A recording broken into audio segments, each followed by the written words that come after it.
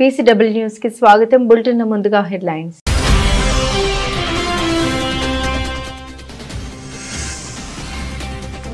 Hamas కు Netanyahu warning. Hamas ను నిరాధీకరణ చేస్తామన్న స్పష్టం చేసిన ఇజ్రాయెల్ ప్రధాని.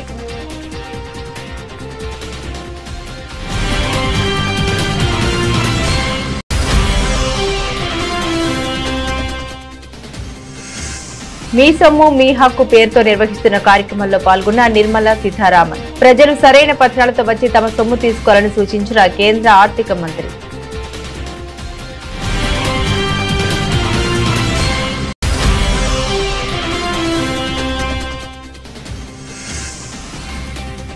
ఇక మాట్లాడుకోవడాలు లేవు, లొంగిపోవడమే మావోయిస్టులకు తేల్చి చెప్పిన Amit Shah.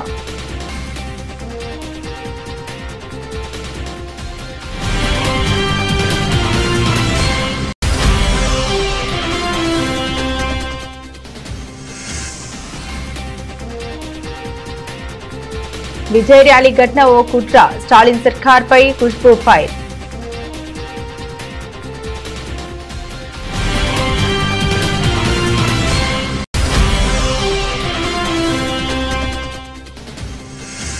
Apollo institute of medical sciences and research ఆధ్వర్యంలో స్టాప్ సబ్స్టెన్స్ అబ్యూజ్ రన్. ముఖ్య అతిథిగా హాజరై జెండా ఊపి ప్రారంభించిన మంత్రి ప్రభాకర్.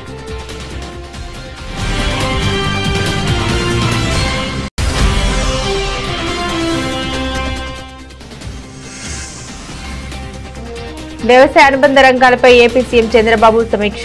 రైతాంగానికి కీలక సూచన.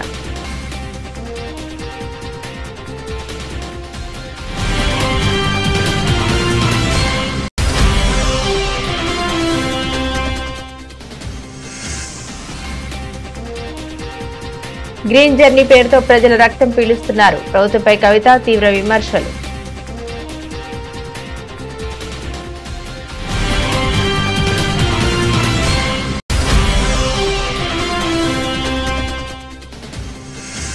లారీ టిప్పర్ డ్రైవర్లకు కూటమి సర్కార్ మొండి చేయి చూపిందంటూ ఆరోపించిన పేర్ని నాని. డ్రైవర్ల సాధికార సంస్థ ఏర్పాటు ఏమైందని సూటిగా ప్రశ్నించిన మాజీ మంత్రి.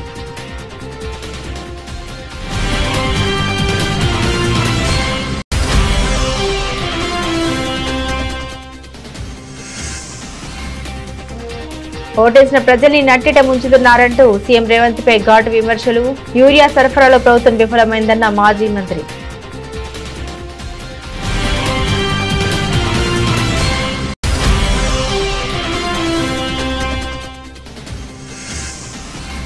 రైతుల పట్ల చిత్తశుద్ధి ఉంటే వెంటనే ఉల్లి రైతులకు గిట్టుబాటు ధర ప్రకటించి ఆదుకోవాలి డిమాండ్ చేసిన మాజీ మంత్రి ఉషశ్రీ చరణ్.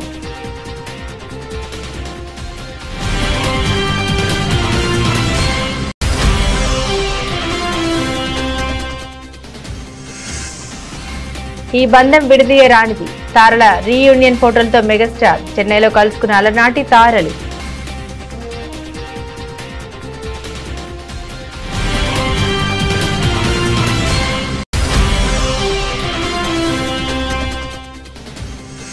ప్రపంచ పారా అథ్లెటిక్స్ ఛాంపియన్షిప్ లో సత్తా చాటిన భారత అథ్లెట్లు. ఏక్తా భయాన్ కు రజతం, ప్రవీణ్ కుమార్, సోమన్ రాణా కాంస్య పతకాలు.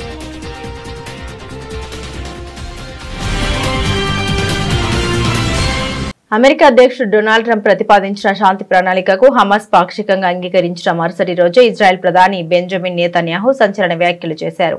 హమాస్ ను నిరాధీకరణ చేసే విషయంలో వెనక్కి తగ్గేదే లేదని, ఈ లక్ష్యాన్ని మంచి మాటలతో అయినా లేదా సైనిక చర్యతో అయినా సాధించి తీరుతామని ఆదివారం స్పష్టం చేశారు. ఈ పరిణామం గాజా శాంతి చర్చల భవిష్యత్తుపై కొత్త సందేహాన్ని రేకెత్తిస్తుంది. డొనాల్డ్ ట్రంప్ మధ్యవర్తిత్వంతో తెరపైకి వచ్చిన శాంతి ప్రణాళికలో భాగంగా యుద్ధాన్ని ముగించడం, బందీల విడుదల, గాజా పునర్నిర్మాణం వంటి కొన్ని అంశాలకు హమాస్ శుక్రవారం రాత్రి అంగీకారం తెలిపింది. ఈ నేపథ్యంలో నెతన్యాహు విడుదల చేసిన ఒక వీడియో సందేశం తీవ్ర చర్చనీయాంశంగా మారింది. ట్రంప్ ప్రణాళిక ప్రకారం దౌత్యపరంగా లేదా మా సైనిక మార్గంలో హమాస్ ను నిరాధీకరణ చేస్తాం, గాజాను నిస్సైనీకరణ చేసి తీరుతాం. ఇది సులభంగా జరగవచ్చు లేదా కఠినంగానైనా మేం చేసి చూపిస్తామని నెతన్యాహు హెచ్చరించారు.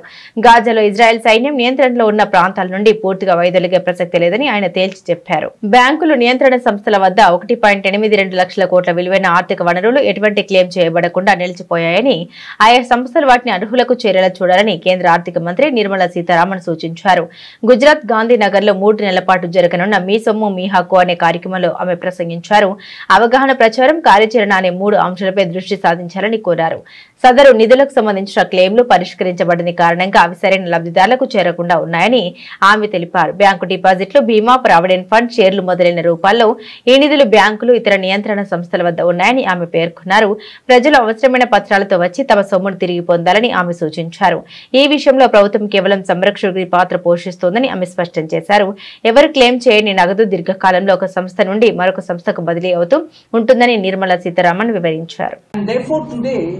I think every one of you who are in this audience, if you can become the ambassadors to propagate to some people who you know, hey, I attended this program, आपके यहाँ कहीं कुछ paper पड़ा हुआ है क्या, देख लो, आपके परदादा दादा ने कुछ छोड़ कर गए, कागज निकालो और रजिस्टर करो पोर्टल।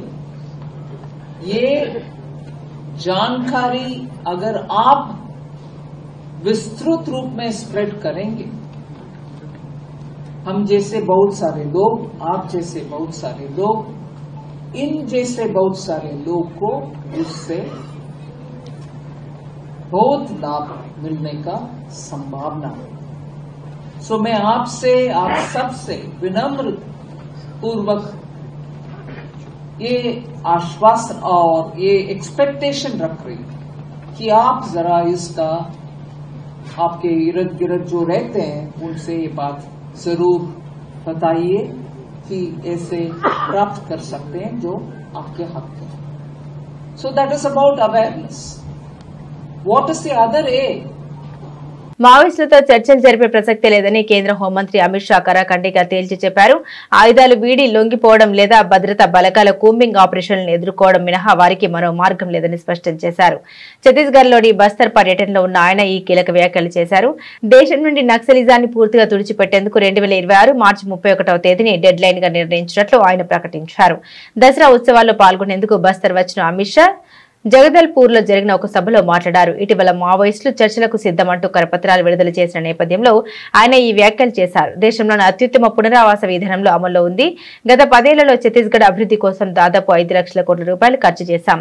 చర్చల్లో మాట్లాడుకోవాల్సింది ఇంకేం మిగిలింది అని అమిత్ షా ప్రశ్నించారు. దారి తప్పిన మావోయిస్టులను తిరిగి జనజీవన స్రవంతిలోకి రప్పించేందుకు గ్రామస్తులు కృషి చేయాలని ఆయన పిలుపునిచ్చారు.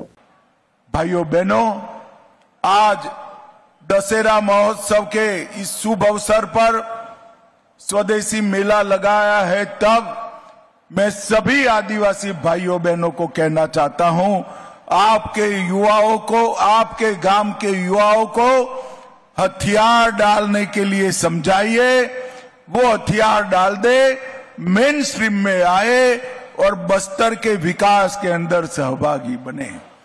और कुछ लोग वार्ता की बात करते हैं। मैं फिर से एक बार स्पष्ट कर देता हूं, हमारी दोनों सरकारें, छत्तीसगढ़ सरकार और केंद्र सरकार, बस्तर और समस्त नक्सल क्षेत्र के विकास को समर्पित। किस चीज की वार्ता करनी?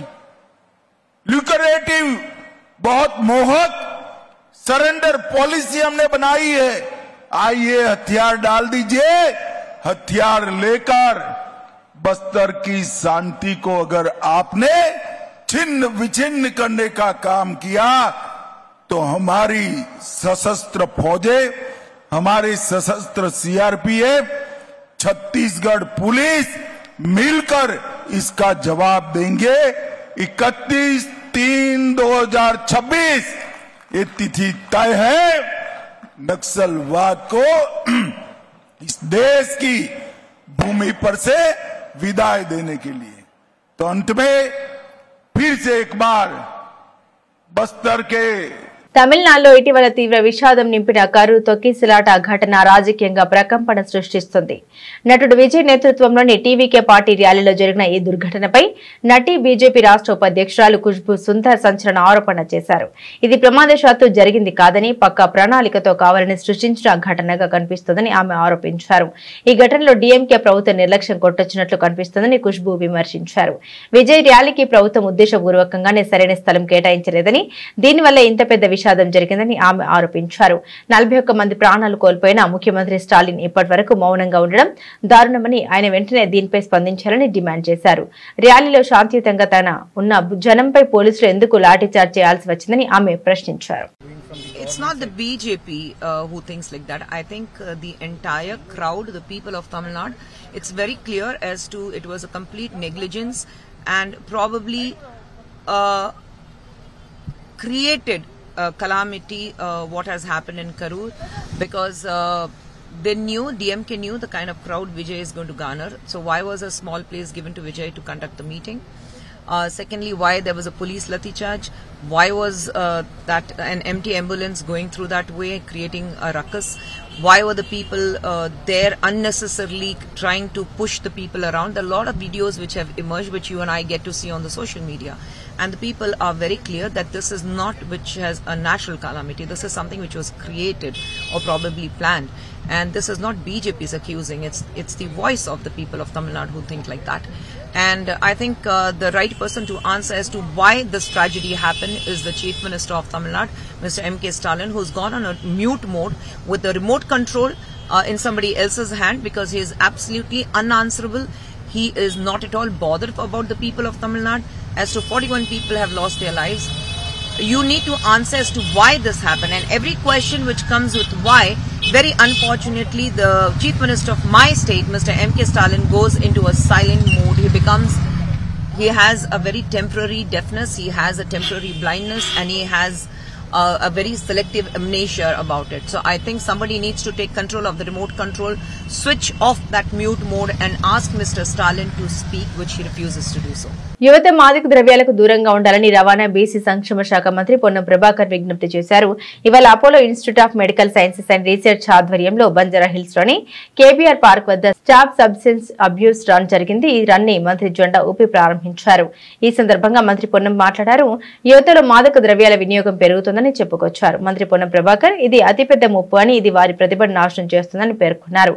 డ్రగ్స్ విద్యను దెబ్బతీస్తుందని వ్యాఖ్యానించారు. డ్రగ్స్ తో యువత ఉజ్వల భవిష్యత్తు నాశనం అవుతుందని వివరించారు. ప్రతి యువకుడు తాను మాత్రమే కాకుండా తన చుట్టూ ఉన్న వారిని కూడా ఈ మాదక ద్రవ్యాలకు దూరంగా ఉంచేందుకు ప్రయత్నించాలని పిలుపునిచ్చారు. మంత్రి పొన్నం ప్రభాకర్ ఈ రన్ లో Apollo institute of medical sciences and research dean doctor K Manohar, CEO Aparna Reddy తదితరులు పాల్గొన్నారు. ఈ రన్ లో 400 మందికి పైగా వైద్య విద్యార్థులు పాల్గొన్నారు. పెరుగుతున్నటువంటి మారక ద్రవ్యాల వ్యతిరేకంగా మనమందరం కూడా ఈరోజు ఒక ప్రతిజ్ఞ చేసినాం ఇప్పుడే. అదేవిధంగా ప్రజల్లో చైతన్యం చేయడానికి, వీటి వల్ల జరిగే నష్టం పట్ల అవగాహన కల్పించడానికి అపోలో హాస్పిటల్స్ వారు ఈరోజు యొక్క రన్ కార్యక్రమం తీసుకుంటున్నారు. పెద్దలు మనోహర్ గారు, పాత నేమ్స్ యొక్క డైరెక్టర్ గారు, అదేవిధంగా అపర్ణ గారు, ఇంకా ఇక్కడ ఉన్నటువంటి అపోలో హాస్పిటల్ మేనేజ్మెంట్, స్టూడెంట్స్ అందరికీ కూడా మరొకసారి గుడ్ మార్నింగ్. ఈ సందర్భంలో తెలంగాణ ప్రభుత్వం, గౌరవ ముఖ్యమంత్రి రేవంత్ రెడ్డి గారు ప్రభుత్వం ఏర్పడగానే తెలంగాణ యువత భవిష్యత్తు తెలంగాణ లేదా భారతదేశ ఎదుగుదలకు ఉపయోగపడాల్సినటువంటి వాళ్ళంతా మత్తుకు బానిసలై, కన్న తల్లిదండ్రులకు భారమై సమాజంలో పనికి రాకుండా పోతున్నారనేటువంటి ఆలోచనతోటి ఒక ప్రత్యేకమైనటువంటి చట్టాన్ని తీసుకొచ్చి ఈగల్ సంస్థను ఏర్పాటు చేసి ఎక్కడ మాదక ద్రవ్యం ఉన్నా, నార్కోటిక్స్ ఉన్నా కూడా వాటి పట్ల కఠినమైనటువంటి ఉక్కు పాదాన్ని మోపి భారత ప్రధానమంత్రి ఎక్కడైతే నషాముక్తి భారత్ అన్నారో, తెలంగాణలో నో డ్రగ్స్ అనేటువంటి నినాదంతో గౌరవ ముఖ్యమంత్రి గారు ఒక కార్యక్రమాన్ని చాలా పకడ్బందీగా ప్రత్యేకమైనటువంటి అధికారులు వేసి కార్యక్రమం తీసుకుంటా ఉన్నారు. ఈ సందర్భంలో ప్రభుత్వం ఎన్ని కార్యక్రమాలు తీసుకున్నా ప్రజల సహకారం కంపల్సరీ ఉండాలి. ముఖ్యంగా చెడుకు తొందరగా అట్రాక్ట్ అయ్యేటువంటి ఈ దశ విద్యార్థి దశలో దాని పట్ల అవగాహన ఉండి జీవితమే చెడిపోయే పరిస్థితి మనం చూస్తా ఉన్నాం. డ్రగ్స్ ఒక్కసారి కొంత తాత్కాలిక సంతోషం అనిపించినా దాని తదుపరి జీవితానికి సంబంధించి శాశ్వతంగా నష్టం జరిగేటువంటి పరిస్థితి ఉంటుందనే మాట మీ అందరికీ తెలుసు. స్నేహితులు ఒత్తిడి పేరు మనసుకు సంబంధించినటువంటి ఆందోళనలో తీసుకుంటే ప్రశాంతంగా ఉంటుందనే ఆలోచనతో తాత్కాలిక వ్యతిరేకతతో మత్తుకు తీసుకోవడం, దానికి బానిస కావడం వల్ల పూర్తిగా జీవితాన్ని మనకు మనం చేజేతులారా చెడగొట్టుకున్నట్టయితే. కాబట్టి ఈ సందర్భంగా అపోలో హాస్పిటల్స్ మెడికల్ సర్వీసెస్ లో అగ్రభాగాన నిలబడి ఇటువంటి సోషల్ కాజెస్ సామాజికమైనటువంటి రుగ్మతల పట్ల కూడా సమాజంలో మా పాత్ర ఉంది అని అపోలో హాస్పిటల్స్ ఈ కార్యక్రమాన్ని రూపొందించడం పట్ల యాజమాన్యానికి అభినందనలు తెలియజేస్తూ విద్యార్థులు కూడా కేంద్ర ప్రభుత్వం ప్రారంభించిన పూర్వోదయ పథకాన్ని రాష్ట్ర ప్రభుత్వం పూర్తి స్థాయిలో సద్వినియోగం చేసుకోవాలని ముఖ్యమంత్రి చంద్రబాబు నాయుడు అన్నారు. పూర్వోదయ మిషన్ లో భాగంగా వ్యవసాయ అనుబంధ రంగాల్లో రూపొందించుకోవాల్సిన ప్రణాళికలపై సీఎం చంద్రబాబు క్యాంపు కార్యాలయంలో సమీక్షించారు. ఉద్యాన పంటలు, micro irrigation, fisheries, aqua, food processing రంగాల్లో చేపట్టాల్సిన అభివృద్ధి, తీసుకోవాల్సిన చర్యలపై అధికారులకు ముఖ్యమంత్రి దిశానిర్దేశం చేశారు. ఆయా రంగాల్లో అభివృద్ధి సాధించడంతో పాటు వాటిపై ఆధారపడిన వారి జీవన ప్రమాణాలు మెరుగయ్యేలా చూడాలన్నారు. ఉత్పత్తులకు విలువ జోడించడం ద్వారా మార్కెట్ పరిధిని విస్తరించాలని, అలాగే రాష్ట్ర అభివృద్ధికి మరింతగా తోడ్పాటును అందించేలా ఉద్యాన, micro irrigation, fisheries, aqua, food processing రంగాలను అభివృద్ధి చేయాలని ముఖ్యమంత్రి సూచించారు. ప్రధాన పంటలతో పాటు అంతర్ పంటలు వేయడం ద్వారా కూడా ఆదాయం రెట్టింపయ్యేలా చూడాలన్నారు. తెలంగాణలో కాంగ్రెస్ ప్రభుత్వం ఆర్టీసీ బస్ ఛార్జీలను పెంచడంపై తెలంగాణ జాగృతి అధ్యక్షురాలు ఎమ్మెల్సీ కవిత తీవ్రస్థాయిలో ధ్వజమెత్తారు. సామాన్య ప్రజలంటే ముఖ్యమంత్రి రేవంత్ రెడ్డికి ఎందుకంతో కోపమని సూటిగా ప్రశ్నించారు. ఈ మేరకు ఆదివారం ఆమె తన నిరసన వ్యక్తం చేశారు. గ్రీన్ జర్నీ పేరుతో ప్రభుత్వం సామాన్యుల రక్తాన్ని పీల్చేస్తుంది, బస్సు ఎక్కడమే పాపం అన్నట్లుగా ప్రజల జేబుల్ని గుల్ల చేస్తున్నారని కవిత తన పోస్టులో తీవ్రంగా విమర్శించారు. ఇటీవల బస్ పాస్ల ధరలు పెంచి చిరుద్యోగులు, విద్యార్థులపై పెను భారం మోపిన ప్రభుత్వం ఇప్పుడు ఏకంగా బస్ ఛార్జీలను అమాంతం పెంచడం దారుణమని ఆమె మండిపడ్డారు. ప్రభుత్వం తీసుకుంటున్న ఈ నిర్ణయాలు సామాన్యుడి నడ్డి విరిచేలా ఉన్నాయని కవిత ఆవేదన చెందారు. ప్రజా రవాణాను ప్రజలకు దూరం చేసేలా ప్రభుత్వ విధానాలు ఉన్నాయని, ఛార్జీల పెంపు నిర్ణయాన్ని వెంటనే వెనక్కి తీసుకోవాలని కవిత డిమాండ్ చేశారు. రాష్ట్రంలో ఆటో, లారీ, టిప్పర్ డ్రైవర్లకు ముఖ్యమంత్రి చంద్రబాబు వెన్నుపోటు పడిచారని, వారికి నేడు పండుగ కాదు దండగ రోజుగా గుర్తుండేలా చేశారని మాజీ మంత్రి వైఎస్ఆర్సీపీ కృష్ణా జిల్లా అధ్యక్షుడు పేర్ని వెంకటరామయ్య మండిపడ్డారు. మచిలీపట్నం క్యాంపు కార్యాలయంలో ఆయన మీడియాతో మాట్లాడారు. కూటమి పార్టీలు ఎన్నికల ముందు డ్రైవర్ల కోసం మేనిఫెస్టోలో ప్రకటించిన దానికి నేడు చేస్తున్న దానికి ఏమాత్రమైన సంబంధం ఉందా అని ప్రశ్నించారు. రాష్ట్రంలో అర్హులైన లక్షలాది మంది ఆటో డ్రైవర్లు, లారీ, టిప్పర్ డ్రైవర్లకు ఈ ప్రభుత్వం వంచన మిగిల్చిందని ధ్వజమెత్తారు. గత ప్రభుత్వంలో 5 ఏళ్ల పాటు మేనిఫెస్టోలో చెప్పినట్లుగా వాహన మిత్ర ద్వారా అర్హులైన ప్రతి ఆటో, టాక్సీ, మ్యాక్సీ, క్యాబ్ డ్రైవర్లకు సీఎంగా వైఎస్ జగన్ అండగా నిలిచారని గుర్తు చేశారు. నేడు ఇచ్చిన మాట నిలబెట్టుకోలేని దుస్థితిలోనూ తమ గొప్పతనాన్ని సిగ్గు లేకుండా చంద్రబాబు చాటుకుంటున్నారని దుయ్యబట్టారు. ఎలక్షన్లోనేమో మీకు ఎక్కడికి కావాలంటే అక్కడికి వెళ్ళిపోమన్నారు బస్సు ఎక్కి. ఎలక్షన్లు అయ్యాక మంత్రులు ఏం మాట్లాడతారు, మీ ఇష్టం ఏంటి, ఎక్కడికి పని లేదా, ఎక్కడికి పడితే అక్కడికి వెళ్తాకి. మేము జిల్లా దాటం, జిల్లా బోర్డర్ అన్నారు మంత్రులే. కొన్ని ఎమ్మెల్యే మాట్లాడంటే ఏదో పిచ్చిగా మాట్లాడనుకోవచ్చు. మంత్రులే సాక్షాత్తు నారా చంద్రబాబు నాయుడు క్యాబినెట్లో ఉన్నోళ్లే జిల్లా బోర్డర్ దాటతాకి వీల్లేదన్నారు. దాన్ని ప్రజలందరూ కూడా విపరీతంగా తిట్టారు. అంటే బస్సుల సంఖ్య తగ్గించేసి, సర్వీసులు తగ్గించేసి బస్సుల సంఖ్య తగ్గించేసి జనం తిరిగేటువంటి బస్సుల సౌకర్యాలని, అంటే ఎక్కువగా తిరిగేటువంటి లాంగ్ రూట్లో ఎక్కువగా తిరిగేటువంటి బస్సుల్ని ఆ కేటగిరీని తీసేసి ఆయన కొత్తగా నేను ప్రవేశపెట్టాను, ఫ్రీగా తిరిగేస్తున్నారు అన్నారు. వెంటనే ఏం చేశారు, ఆటోలో బజార్కి ఎక్కారు. ఏమయ్య చంద్రబాబు నాయుడు, ఇది ఎక్కడే నువ్వు ఆటోలో మా పొట్ట కొట్టావు. నువ్వు 2,90,660 మంది 69 మంది ఆటో డ్రైవర్లకి 436 కోట్ల రూపాయలు డబ్బులు వేసేసాం. అసలు ఎంతవరకు ఆటో డ్రైవర్లని గుర్తించి డబ్బులు వేసేటువంటి కార్యక్రమం అసలు ఎంతవరకు ఆ భూప్రపంచం మీద ఎక్కడా లేదు ఇంతవరకు. నేనే తమ్ముళ్ళు నేనే మొదలెట్టి స్పీచ్ చెప్తున్నాడు ఇందాక ఒక గంట క్రితం. ఇచ్చిందేమో 2,90,669 మందికి 436 కోట్లు ఇచ్చాయంట. ఇచ్చి ఇక ఆయన ఓపదంకుడు ఉపన్యాసం మొదలెట్టాడు. ఇక కొట్టో ఇక మామూలుగా కూర్చున్న ఆటో వాళ్ళకి చెవుల్లో రక్తం కారతమే. కంట్రోల్ రూమ్ ఏర్పాటు చేస్తా అంట. రాష్ట్రం మొత్తం మీద కంట్రోల్ రూమ్ ఏర్పాటు చేసేసి ఆటోలు ఎక్కడ బేరం ఉంటే అక్కడికి ఈ ఆటో వాళ్ళని పంపించేస్తా అంట. ఇదిగో నీకు బేరం తెలిపో అని చెప్పని పంపించేస్తాడండి. ఆయన ఇంకో మాట కూడా మాట్లాడాడు. ఇవాళ ఆటో డ్రైవర్లకి, మ్యాక్సీ క్యాబ్ డ్రైవర్లకి ఇవాళ పండగ అన్నాడు. 10 పైసలు ఎంత వేసి పండగ చేసుకు ఇవ్వాలంటాడు, లేదా రూపాయి వేసి. అట్టా ఉంది ఈ పండగ చేసుకో. అంతకుమించి ఏమైనా ఉందా అని అడుగుతున్నాను నేను. ఈ 15,000 రూపాయలు మీరు ఇచ్చేది 15,000 రూపాయలు ఎంతమందికి ఇచ్చారు? 2,90,000 మందికి. ఏలూరు బహిరంగ సభలో ఆయన ప్రకటించారు పాదయాత్రలో. ఏమని? సొంత ఆటో ఉన్నటువంటి, సొంతంగా ఆటోని నడుపుకుంటూ, అంటే కొనుక్కుని ఫైనాన్స్ మీదో బ్యాంకు మీదో కొనుక్కుని నడుపుకునే వాళ్ళు ఎవరైతే ఉన్నారో దాని మీద బతికే వాళ్ళందరికీ కూడా సంవత్సరానికి 10,000 రూపాయల చొప్పున 5 ఏళ్ళు 5 బదులు 50,000 రూపాయలు ఆటో వాళ్ళకి ఆదుకుంటాకి వేస్తాను. నేను ఇచ్చే దాంతో వాళ్ళేమి ఇవాళ చంద్రబాబు నాయుడు పండగ చేసుకునేదే ఉండదు. కాకపోతే ఎంతో కొంత వేడి నీళ్ళకి చన్నీళ్ళ తోడులాగా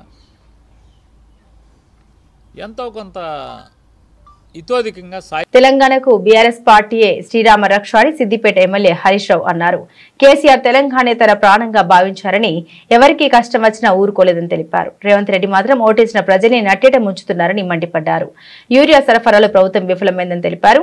తెలంగాణ రైతులు అంటే కేంద్ర రాష్ట్ర ప్రభుత్వాలకు చిన్న చూపని విమర్శించారు. ఎమ్మెల్యే మాణిక్రావు ఆధ్వర్యంలో జహీరాబాద్ నియోజకవర్గంలోని నాల్కల్ మండల బీజేపీ నాయకులు, కార్యకర్తలు హరీష్ రావు సమక్షంలో బీఆర్ఎస్ లో చేరారు. ఈ సందర్భంగా వారికి గులాబీ కండువా కప్పి పార్టీలోకి ఆహ్వానించారు. అనంతరం మాట్లాడారు. స్థానిక సంస్థల ఎన్నికల్లో సంగారెడ్డి జిల్లా జెడ్పీ స్థానం బీఆర్ఎస్ కైవసం చేసుకోబోతుందని ఆశాభావం వ్యక్తం చేశారు.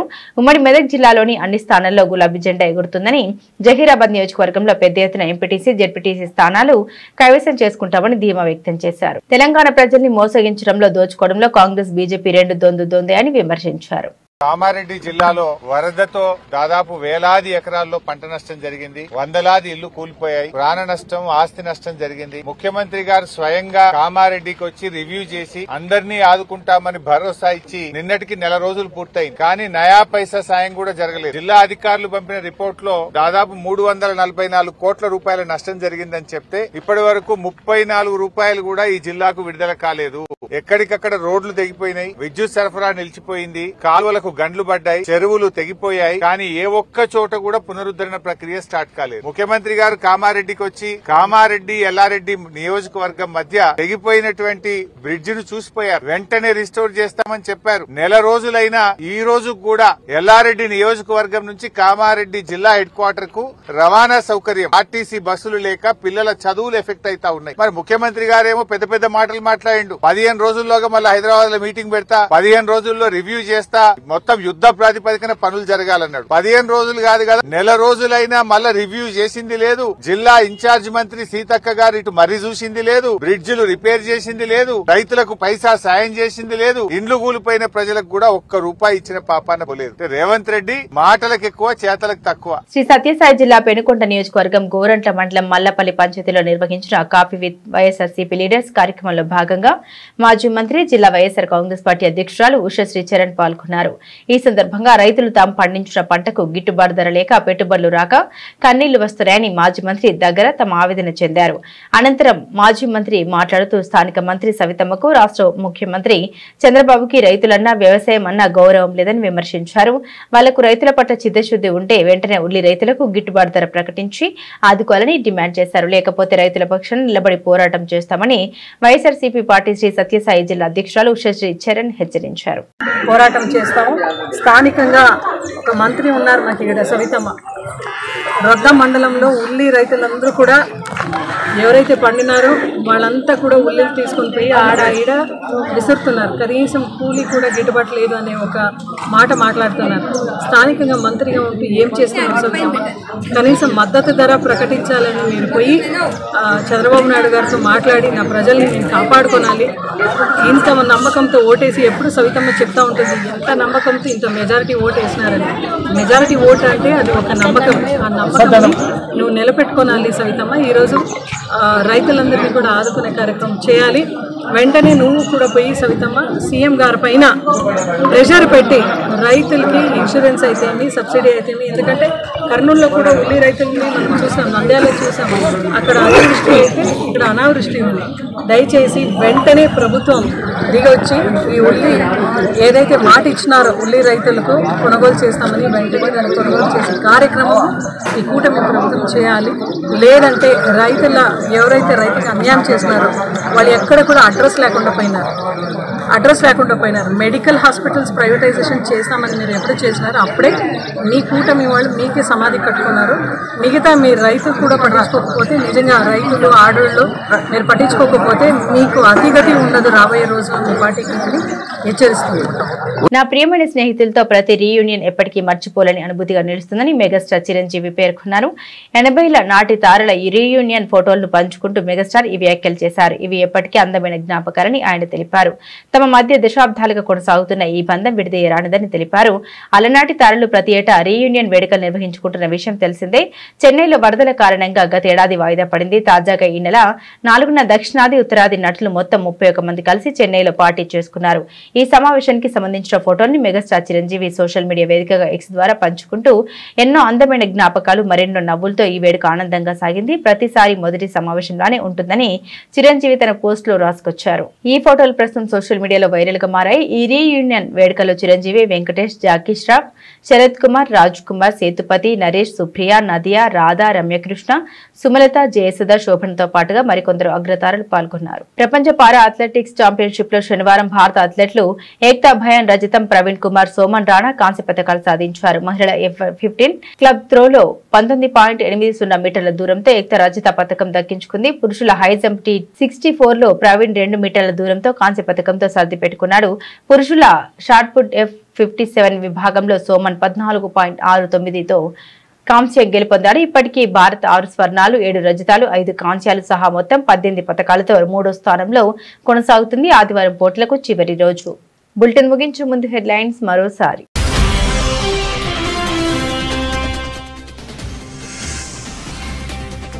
హమాస్ కు నెతన్యాహు వార్నింగ్. హమాస్ ను నిరాధీకరణ చేస్తామన్న స్పష్టం చేసిన ఇజ్రాయెల్ ప్రధాని.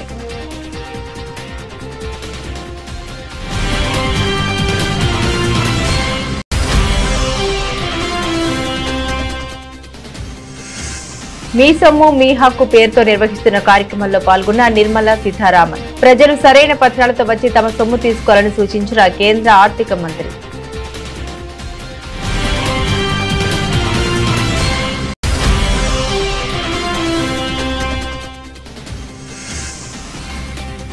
ఇక మాట్లాడుకోవడాలు లేవు, లొంగిపోవడమే మావోయిస్టులకు తేల్చి చెప్పిన Amit Shah.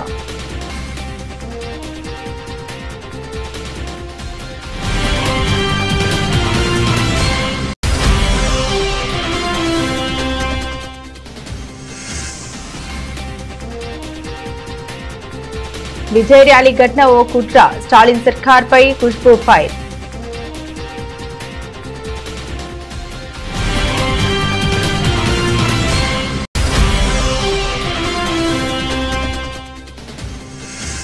Apollo institute of medical sciences and research ఆధ్వర్యంలో స్టాప్ సబ్స్టెన్స్ అబ్యూజ్ రన్. ముఖ్య అతిథిగా హాజరయ్యే జెండా ఊపి ప్రారంభించిన మంత్రి ప్రభాకర్.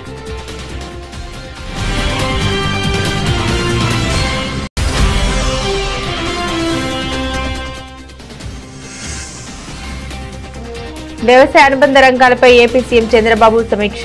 రైతాంగానికి కీలక సూచన.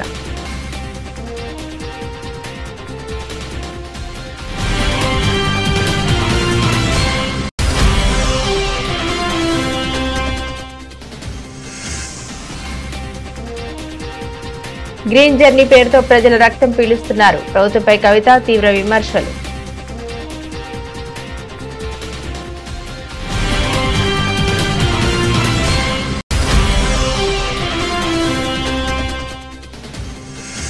లారీ టిప్పర్ డ్రైవర్లకు కూటమి సర్కార్ మొండి చేయి చూపిందంటూ ఆరోపించిన పేర్ని నాని డ్రైవర్ల సాధికార సంస్థ ఏర్పాటు ఏమైందని సూటిగా ప్రశ్నించిన మాజీ మంత్రి.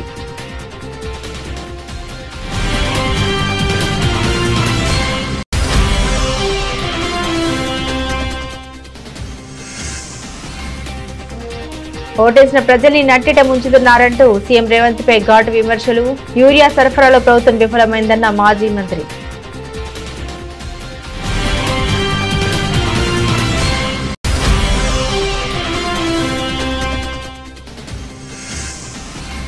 రైతుల పట్ల చిత్తశుద్ధి ఉంటే వెంటనే ఉల్లి రైతులకు గిట్టుబాటు ధర ప్రకటించి ఆదుకోవాలి డిమాండ్ చేసిన మాజీ మంత్రి ఉషశ్రీ చరణ్.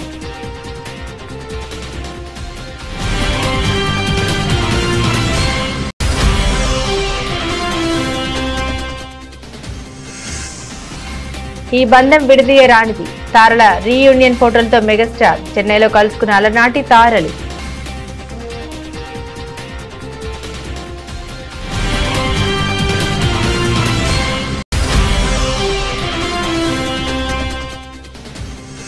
ప్రపంచ పారా అథ్లెటిక్స్ ఛాంపియన్షిప్ లో సత్తా చాటిన భారత అథ్లెట్లు.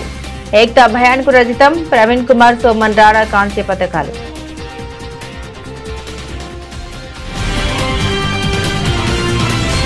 ఇవి ఈ బులెటిన్ లోని విశేషాలు. తిరిగి మరో బులెటిన్ తో మళ్ళీ కలుసుకుందాం. అంతవరకు సెలవు. నమస్కారం.